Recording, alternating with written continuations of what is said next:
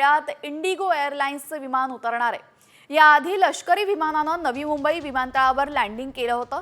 आता व्यावसायिक विमान लँड होणार आहे। नवी मुंबई आंतरराष्ट्रीय विमानतळाचा रनवे, सिग्नल यंत्रणा अशी सर्व महत्त्वाची कामं जवळपास पूर्ण झालेली आहेत। तर विमानतळाच्या टर्मिनल इमारतीचं कामही अंतिम टप्प्यात आहे। नवी मुंबई आंतरराष्ट्रीय विमानतळाचं काम 31 मार्च 2025 पर्यंत पूर्ण होऊन पहिलं विमान उड्डाण करेल। ही डेडलाईन चुकणार नसल्याची माहिती सिडकोच्या वरिष्ठ अधिकाऱ्यांकडून देण्यात आलेली आहे।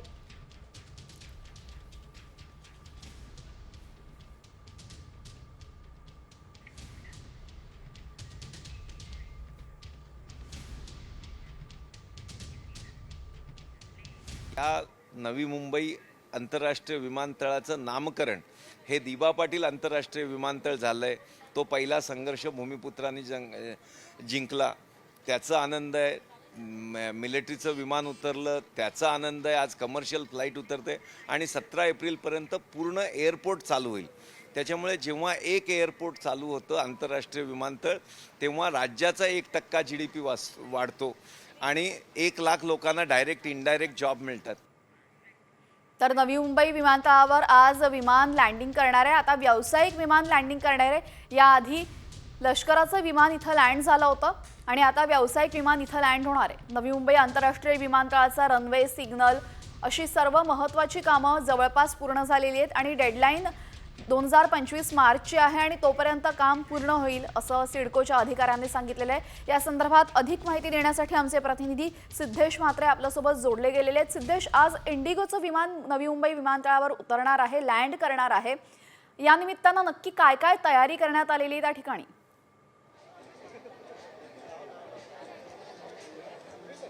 एकूणच आपण पाहतोय की नवी मुंबईकरांसाठी अतिशय आनंदाची बातमी आहे, कारण इंडिगोचं A320 हे जे विमान आहे ते आज या ठिकाणी लँड करणार आहे। पहिलं व्यावसायिक विमान जे आहे ते पहिल्यांदाच या साऊथ रनवेवरती लँड करताना आपल्याला पाहायला मिळणार आहे।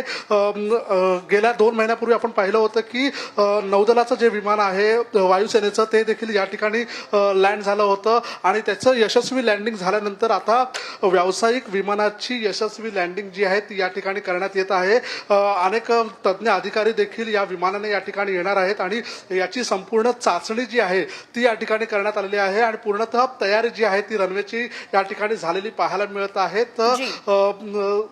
जे वॉटर कॅनल आहे त्याच्यामार्फत एक सॅल्यूट देखील विमान उतरल्यावरती या ठिकाणी देण्यात येणार आहे आणि एकूणच सर्व तयारी या ठिकाणी आपल्याला झालेली पाहायला मिळते। तब्बल 1160 हेक्टर जमिनीवरती हे विमानतळ उभं राहते। त्यातलं पहिल्या टप्प्याचं काम जे आहे ते मार्च 2025 31 मार्च 2025 पर्यंत होणार आहे आणि त्याच्यानंतर 17 एप्रिल पर्यंत हे विमानतळ पूर्णतः सुरू होईल आणि तब्बल 25 दशलक्ष प्रवासी हाताळण्याची क्षमता जी आहे ती पहिल्या टप्प्यामध्ये असणार आहे, अशा प्रकारची माहिती जी आहे ती सिडकोच्या अधिकाऱ्यांकडून व्यक्त करण्यात येत आहे।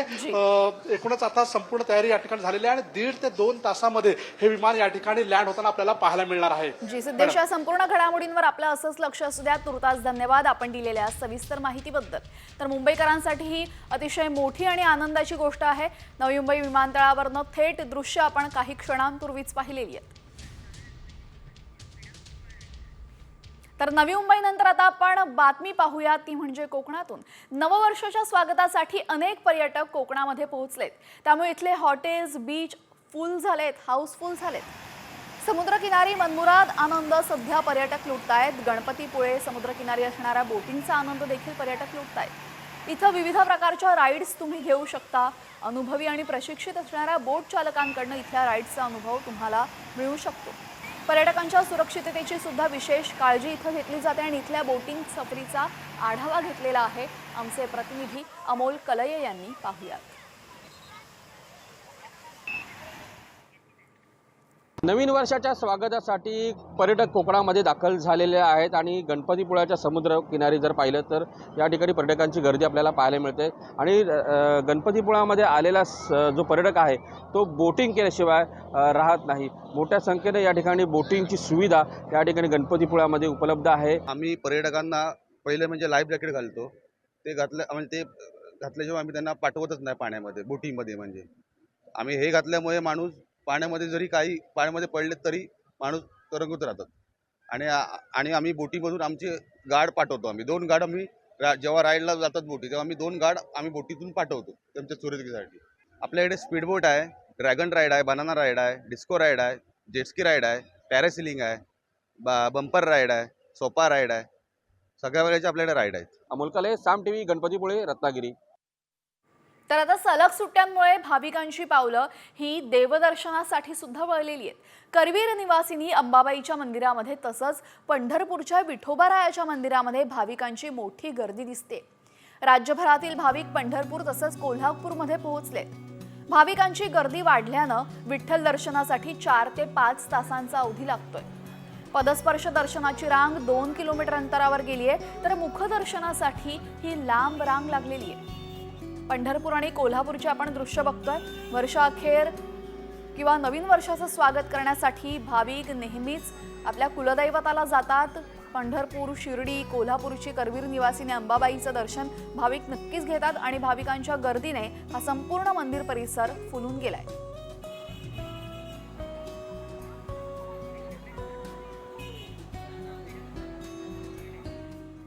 यानंतर राज्यासह देशभरातल्या सर्व महत्त्वाच्या बातम्यांचा घेऊयात वेगवान आढावा टॉप 50च्या माध्यमातून. नववर्षाच्या सेलिब्रेशनसाठी पालघर जिल्ह्यातील समुद्रकिनारा परिसरातील 70% रिसॉर्ट बुक झालेत. सर्वाधिक पर्यटक हे मुंबईतून पालघरमध्ये येणार आहेत. त्यामुळे पर्यटकांच्या पसंतीच्या पदार्थांची व्यावसायिकांनी जय्यत तयारी केली आहे. व्यावसायिकांच्या दृष्टीने पालघरच्या अर्थकारणाला गती येणार आहे.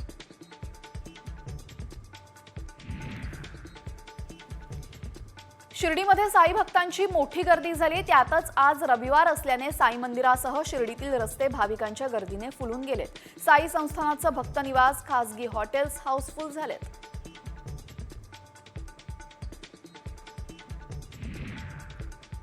वर्षाच्या शेवटच्या आठवड्यामध्ये शेगावामध्ये भाविकांची गर्दी झाली आहे. संत गजानन महाराज यांच्या दर्शनासाठी भाविकांनी साकडं घातलंय.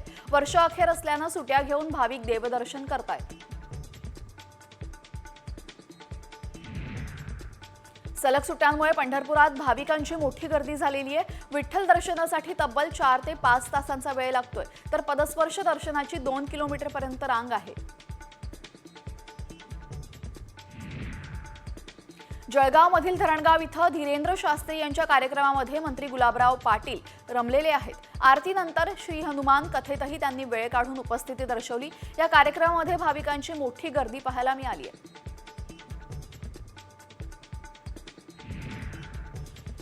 अकोल्यातील कृषी महोत्सवामध्ये कोंबडे पालनाचा स्टॉल आकर्षणाचा विषय ठरलेला. या स्टॉलवर शेतकऱ्यांसह अकोलेकरांची मोठी गर्दी पाहायला मिळते. कोंबड्यांच्या पालनाची पोल्ट्री सुरू करून एका शेतकऱ्यानं लाखोंचा नफा मिळवला. त्यामुळे मार्गदर्शनासाठी या स्टॉलवर मोठी गर्दी दिसून येते.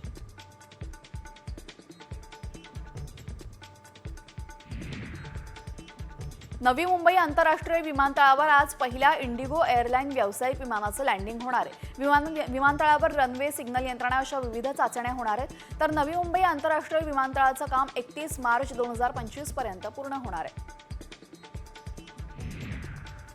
दक्षिण कोरियातील विमान दुर्घटनेमध्ये 62 जणांचा मृत्यू झालाय. लँडिंगच्या वेळी विमान धावपट्टीवरून घसरलं आणि यामुळे हा मोठा अपघात झालाय.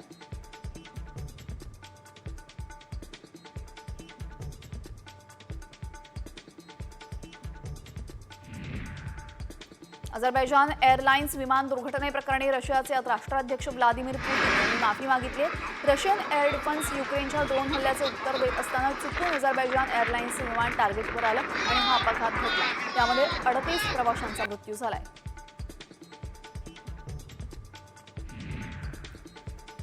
पनवेलच्या दिवाणी न्यायालयामध्ये दीपक फॉड या लिपिकाने चक्क न्यायाधीश आणि सहाय्यक अधीक्षकांच्या बोगस सह्या केल्याची धक्कादायक बाब समोर आली.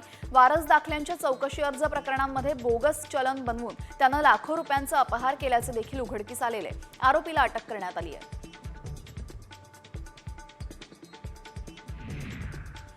काँग्रेस प्रदेशाध्यक्ष नाना पटोले यांना मातृशोक झालाय. त्यांच्या आई मीराबाई पटोले यांचं आज पहाटे वृद्धापकाळाने निधन झाले. भंडारा इथं त्यांच्यावर अंत्यसंस्कार करण्यात येणार आहेत.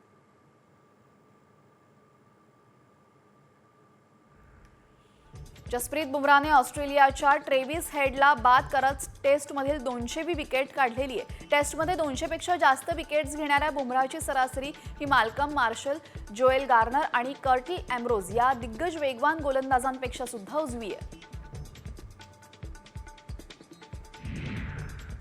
मुंबईतील रसिकांसाठी खास असलेलं आणि 1973 साली सुरू झालेलं चंदन सिनेमा चित्रपटगृह काळाच्या पडद्याआड गेलेलं आहे. 46 वर्ष अनेक गाजलेल्या चित्रपटांचा साक्षीदार ठरलेलं हे चित्रपटगृह 2019 साली बंद झालं आणि त्याचा प्रवास आता अधिकृतपणे संपुष्टात आलाय.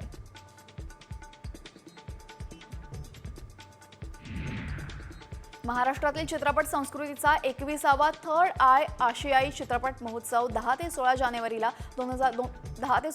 2025 ला मुंबई ठाणे इथं आयोजित करण्यात आलेला आहे. या महोत्सवामध्ये निवडलेले 61 चित्रपट मूव्ही मॅक्स, अंधेरी, सायन आणि ठाणे इथं दाखवले जातील.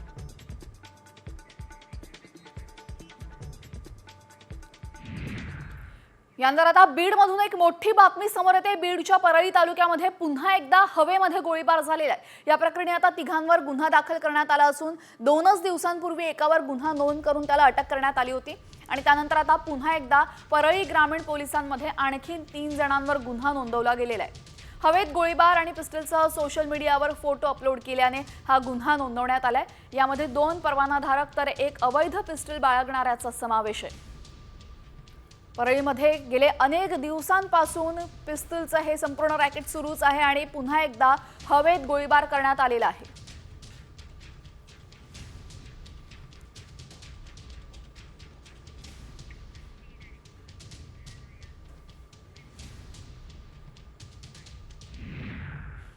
शिमलामध्ये प्रचंड बर्फवृष्टी होत असल्यानं शहरावर बर्फाची चादर पसरली आहे. स्थानिक प्रशासनाने पर्यटकांना सावधानतेचा इशारा दिलाय.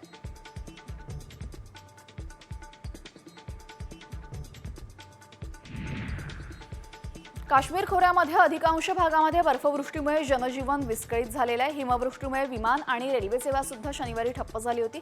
बर्फवृष्टी प्रचंड असल्याने जम्मू आणि श्रीनगर महामार्ग सुद्धा बंद झाला होता. श्रीनगरमध्ये जोरदार बर्फवृष्टी होते, त्यामुळे विमानतळावर बर्फाची चादर पसरली. विमानही बर्फाच्या चादरीमध्ये लपून गेलेत. बॉर्डर रोड्स ऑर्गनायझेशनकडनं बर्फ हटवण्याचं काम युद्धपातळीवर सुरू करण्यात आलंय. श्रीनगरमध्ये होत असलेल्या बर्फवृष्टीमुळे श्रीनगर जम्मू राष्ट्रीय महामार्ग बंद झालाय. महामार्गावर अनेक वाहनं अडकलीत, त्यामुळे वाहतूक सुद्धा विस्कळीत झाली असून बर्फवृष्टीमध्ये 2000 पेक्षा जास्त लोक अडकलेत.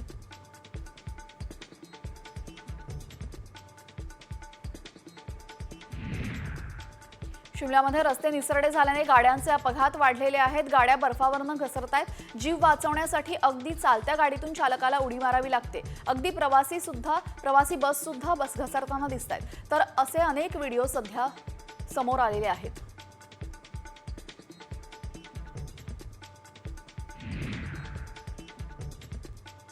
भारत नेपाळ सीमेवर हाडं गोठवणाऱ्या थंडीमध्ये जवान मात्र देशाच्या सीमेवर पाय रोवून घट्टपणे उभे आहेत. उत्तराखंडमध्ये भारत नेपाळ सीमेवर सशस्त्र सीमा बलाचे जवान देशाचं संरक्षण करतायत. हातामध्ये शस्त्र घेऊन ते बर्फातून गस्त घालतायत आणि या बर्फाची खोली सैनिकांच्या गुडघ्यापर्यंत आहे.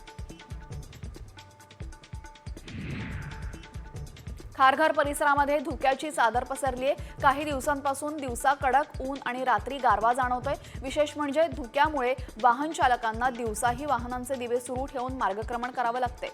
पोल्युशन मॉनिटरिंग सिस्टीमच्या अहवालानुसार हवेमध्ये प्रदूषण पातळी वाढली आहे. मुंबई आणि उपनगरातली हवा प्रचंड प्रदूषित झालेली आहे. मुंबईमध्ये सर्वत्र धुरक्याचं साम्राज्य दिसतंय. त्याचा मुंबईकरांच्या आरोग्यावर विपरीत परिणाम होतोय. तसंच प्रदूषणामुळे मुंबईतही दृश्यमानता घटलेली आहे. हे प्रदूषण रोखण्यासाठी MMRDA ॲक्शन मोडवर आली आहे.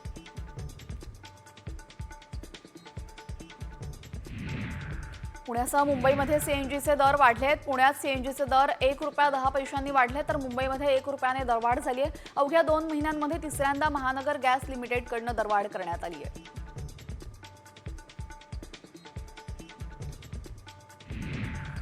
नरिमन पॉइंट परिसरामध्ये प्रशासकीय इमारतींना विधान भवन मेट्रो 3 स्थानकाशी जोडणाऱ्या बोगद्याचं काम प्रगतीपथावर सुरू आहे. 306 मीटर लांब बोगद्याच्या बांधकामासाठी तब्बल ₹100 कोटी खर्च येणार असल्याचं म्हटलं जातंय. हा प्रकल्प जून 2025 पर्यंत पूर्ण होईल असा विश्वास MMRCLने व्यक्त केलेला आहे. वर्षाअखेरच्या कालावधीमध्ये प्रचंड गर्दीच्या अपेक्षेने मध्य रेल्वेने निवडक प्रमुख स्थानकांवर प्लॅटफॉर्म तिकिटांच्या विक्रीवर तात्पुरते निर्बंध लादले. प्लॅटफॉर्मवर होणाऱ्या गर्दीचे व्यवस्थापन आणि स्थानक परिसर प्रवाशांच्या गर्दीने नियोजन करणे यासाठी या निर्बंधांचं उद्दिष्ट आहे. पुणे पालिकेकडून शहरातील बांधकामांना सांडपाण्यावर प्रक्रिया केलेले पाणी वापरणं बंधनकारक करण्यात आलेलं आहे. त्यासाठी टँकरने नागरिकांच्या लक्षात यावं यासाठी हेतूने सर्व टँकरला हिरवा रंग आणि एसटीपीचं पाणी असं लिहिणं बंधनकारक करण्यात आलंय. ज्या टँकरला हिरवा रंग असेल त्यांनाच पाणी द्यावं असं आदेश यामध्ये देण्यात आले आहेत. धारावी झोपडपट्टीचा पुनर्विकासासाठी राज्य सरकार आणि अदानी समूहाच्या संयुक्त भागीदारीमध्ये DRPPL नावाची कंपनी स्थापन करण्यात आली आहे. मात्र आता अचानक या कंपनीचं नाव बदलण्यात आलेलं आहे. DRPPL ऐवजी आता या कंपनीचं नाव NMDPL असं करण्यात आलंय.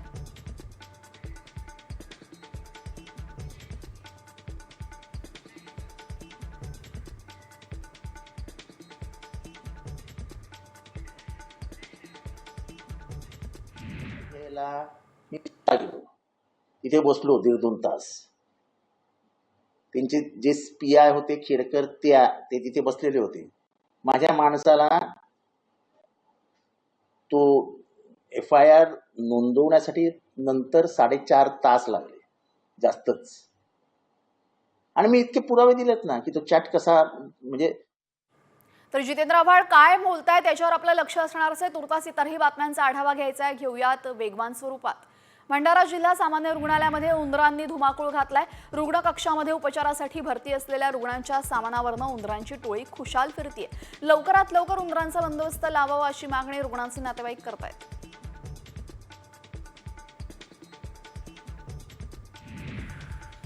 मुंबईच्या ताडदेव परिसरातल्या हिरापन्ना मॉलला आग लागली होती. अग्निशमक दल घटनास्थळी दाखल होत आगीवर नियंत्रण मिळवलं. दरम्यान शॉर्ट सर्किटमुळे दुकानाला आग लागल्याची प्राथमिक माहिती असून आगीमध्ये दुकानांचं मोठं नुकसान झालंय.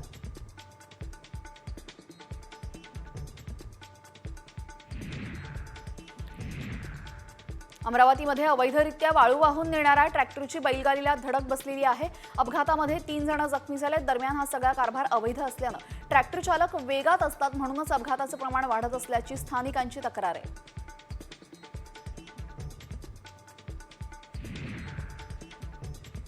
ठाण्यातील कॅडबरी सिग्नलजवळ मुंबईच्या दिशेने जाणाऱ्या ट्रकला मागून येणाऱ्या टँकरने धडक दिली. या अपघातामध्ये चालक आणि हेल्पर जखमी झालेत. टँकर चालकाचा ताबा सुटल्यामुळे अपघात झाल्याची माहिती समोर येते. या प्रकरणाचा पुढील तपास राबोडी पोलीस करतायत. उल्हासनगरमध्ये दुचाकी चोरी करणारी टोळी गजाआड झालेली आहे. उल्हासनगर गुन्हे शाखेला या संदर्भात यश आलं असून त्यांच्याकडनं 7 दुचाकी जप्त करण्यात आल्या आहेत.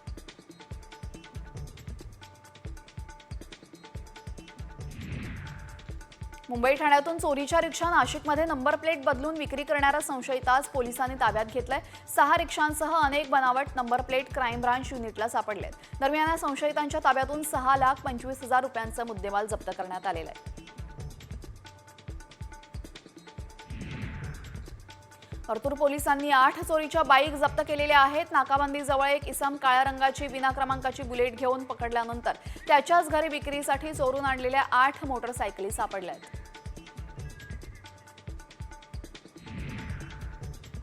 उल्हासनगर शांतीनगर भागामध्ये एका युवकाची गळा चिरून निर्घृण हत्या करण्यात आलेली आहे. पंकज निकम असं मृत व्यक्तीचं नाव आहे. या प्रकरणी मध्यवर्ती पोलीस ठाण्यामध्ये गुन्हा दाखल करण्यात आलाय.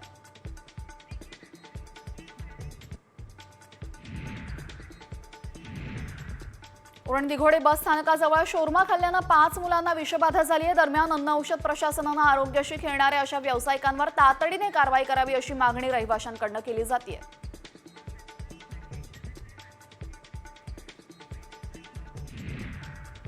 यानंतर आता बीडमधून एक मोठी बातमी समोर येते. बीडच्या परळी तालुक्यामध्ये पुन्हा एकदा हवेमध्ये गोळीबार झालेला आहे. या प्रकरणी 3घांवर गुन्हा दाखल करण्यात आला असून 2च दिवसांपूर्वी एकावर गुन्हा नोंद करून त्याला अटक करण्यात आली होती. आणि त्यानंतर आता परळी ग्रामीण पोलिसांमध्ये आणखीन 3 जणांवर गुन्हा नोंदवला गेलाय. हवेत गोळीबार पिस्टलसह सोशल मीडियावर फोटो अपलोड केल्याने हा गुन्हा नोंदवण्यात आलेला आहे. यामध्ये 2 परवानाधारक तर 1 अवैध पिस्टल बाळगणाऱ्यांचा समावेश आहे.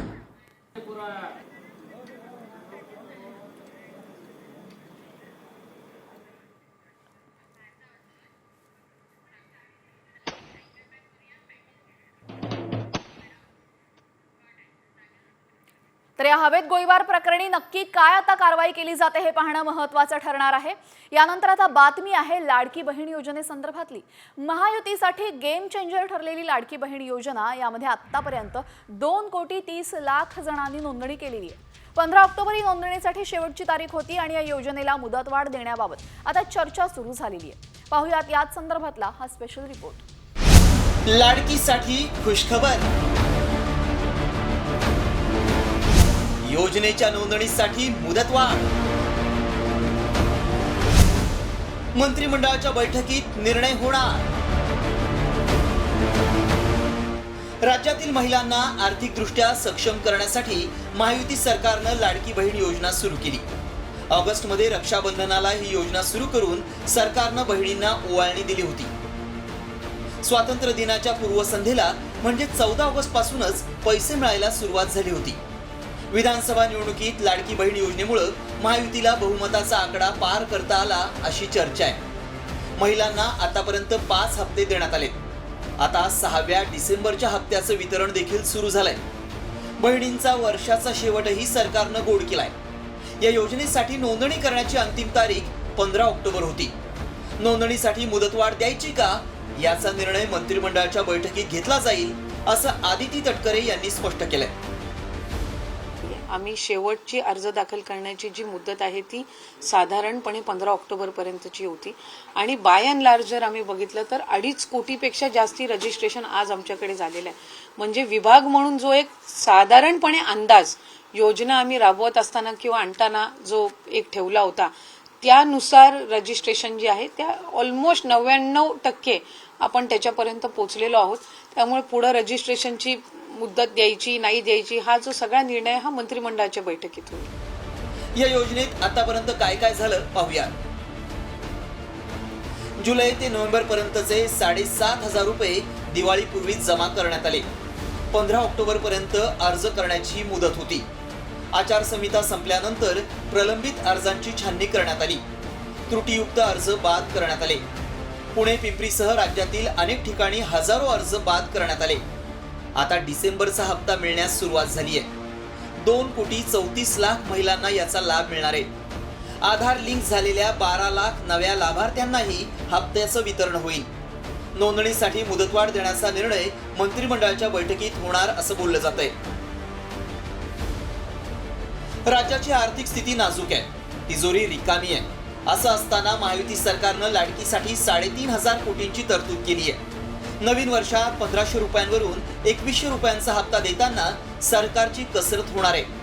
अशा स्थितीत योजनेचा लाभ न घेतलेल्या लाडक्या बहिणींना नोंदणी करण्याची संधी मिळणार का याकडेच राज्याचं लक्ष लागलंय. ब्युरो रिपोर्ट, साम टीव्ही न्यूज.